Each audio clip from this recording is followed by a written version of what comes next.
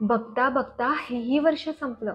आता तरी कृतीला सुरुवात केली की नाही, की अजूनही उद्या सुरुवात करेन? तर हे तुमच्यासाठी. गेलेली वेळ पुन्हा येत नाही, मी तेव्हाच करायला हवं होतं. तेव्हा ते घडायचं नव्हतं म्हणून तू काही केलं नाही, आणि तू काही केलं नाही म्हणून तू आज त्याचा विचार करतेस. माझ्याकडे खूप वेळ आहे, मी उद्या सुरुवात करेन.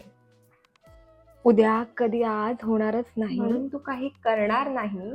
काही करणार नाही म्हणून तू आज त्याचा विचार करते. वेळ ना कोणासाठी थांबत नाही. म्हणायला गेलं तर खूप वेळ आहे आणि अगदीच नाही.